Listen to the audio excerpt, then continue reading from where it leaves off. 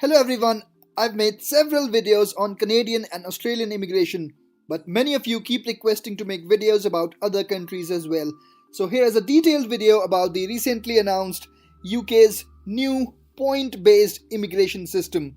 This is a kind of a blockbuster change in United Kingdom's work and student visa. I will tell you about its background, overview, eligibility criteria, points table, some misconceptions, and also about the process. So if you're interested, stay tuned. Hey guys, I'm Shitanshu from Dream Abroad, helping you dream and settle abroad. So if you haven't subscribed this channel yet, don't forget to click the subscribe button and yes, press the bell icon so you don't miss any of my videos. Alright, so to start this video, let me tell you about the background and timeline of UK's new immigration system. Why such a major change is being done? It is because of the withdrawal of United Kingdom from the European Union, which is called Brexit, or Britain's exit from European Union. You must have heard about it in the last couple of years. Following a UK-wide referendum in June 2016, the British government formally announced the country's withdrawal in March 2017, beginning the Brexit process. Just a few weeks back, following a general election, the UK left the EU on 31st of January. Thus began a transition period that is set to end by the end of this year. This is when they are planning to implement a new system that will transform the way in which all migrants come to UK to work and study. From 1st of January 2021, EU and non-EU citizens will be treated equally. Let me make it very clear that it is not for the permanent residency, so please don't get confused. This is mainly for the work and the student visa. Okay, so what will be the benefits of this point-based system? Earlier, European Union nationals were able to grab jobs very easily, but now, just like the non-EU nationals, they need to score certain points to get a work visa. So basically it increases the chance of non-EU nationals by many folds.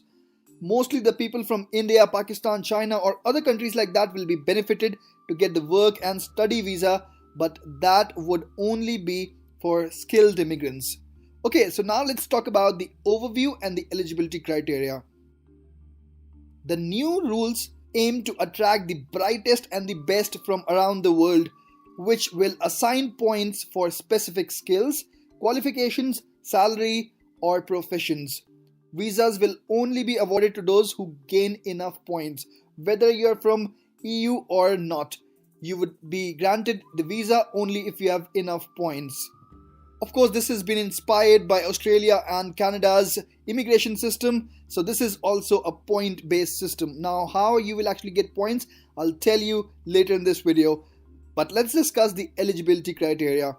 So, a job offer for a skilled job in UK by an approved employer sponsor is the mandatory point here. So, you need to have a job offer in order to get this visa. The job will need to be at a required skill level of RQF3 or level 3 or above. Now, what is this level 3? Let's check out. Right, so we are here at Wikipedia's National Qualification Frameworks in the United Kingdom. On this page here, it has mentioned the RFQ levels. So RFQ level 8 means you should have a PhD degree. Level 7 means that you should have a master's degree. 6 means you should have a bachelor's degree or diploma. And going further, you'll see that level 3 is actually quite low. Level A here means that you should have a school leaving qualification. So basically the educational qualification for this point-based system is not at all high. It is even lower than a diploma. So this is a very good point. You should be able to speak English at a required level.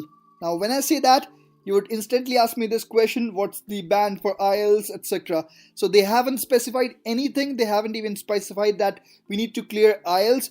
I am sure there would be a criteria of clearing IELTS because IELTS being a UK-based English test, there would be a criteria for IELTS, but they haven't specified anything until now, so I won't give you any fake information. The minimum salary threshold would be 25,600. Earlier it was around 30,000 in the earlier phases of discussion, but then they reduced it to 25,600. If a person earns less than this, but no less than around 20,480 pounds, they may still be able to apply by trading points on specific characteristics against their salary. Now, what is this funda? What is this equation? I will explain it to you in detail when we discuss the points table. Apart from this, let me tell you that this is a program for skilled workers. For highly skilled workers like researchers, scientists, there's another route which is called as global talent route. For low skilled workers such as people working as laborers or maybe people working in the farms, there's no visa. They're actually cutting it down. They don't want to bring in people with low skill level into their country, so they've very specifically mentioned that there would be no route for people with low skill level to enter UK and work over there. Okay, so now let's discuss the points table. A total of 70 points is required to be eligible to apply.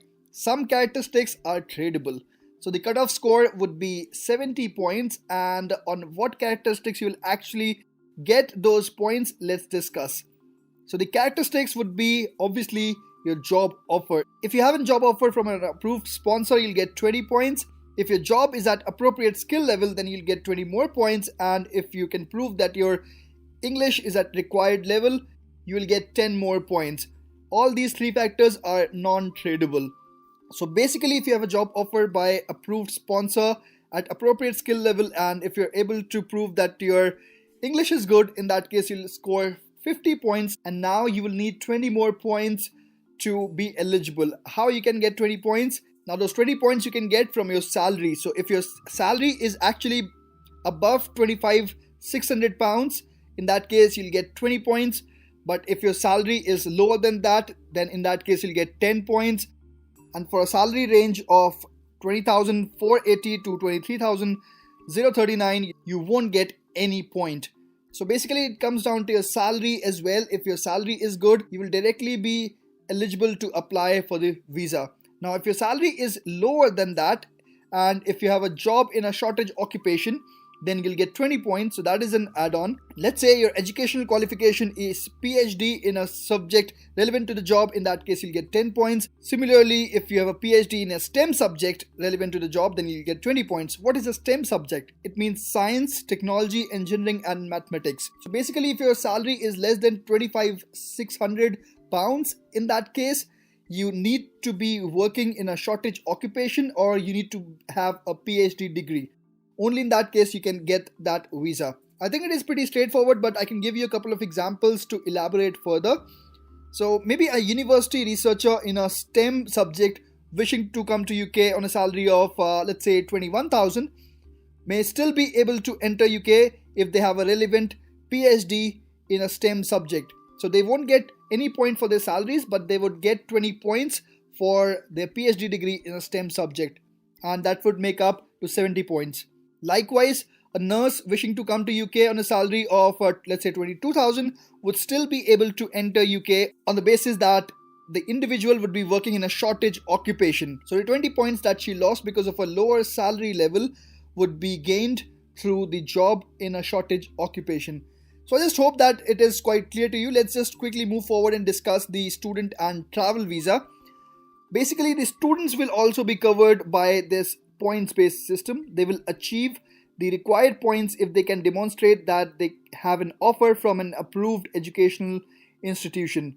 They should also be able to prove their English language capabilities, and they should be able to support themselves during their studies in the UK.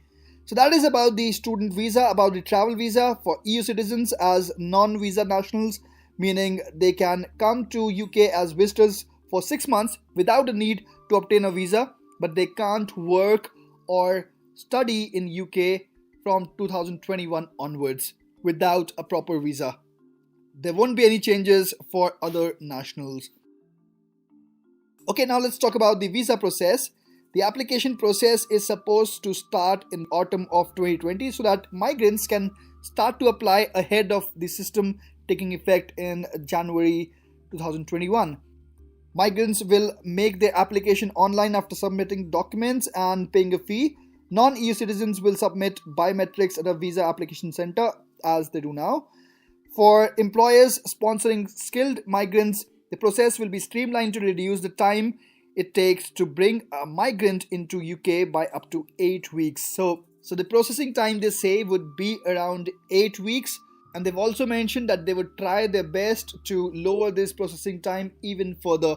So in less than 2 months you would be able to get the work visa or the study visa, and as the time proceeds and as they refine their process, the processing time would even reduce further. So thanks guys, that was all that I wanted to tell you through this video. I just hope that this video would make things a lot clearer in your mind going forward. So thank you guys for watching this video. If you like the video, please click the like button, and yes, if you haven't subscribed my channel yet, please click the subscribe button. If you have any queries, any doubts or any feedbacks, please put it down in the comment section below. I would love to answer them. Thanks again for watching this video.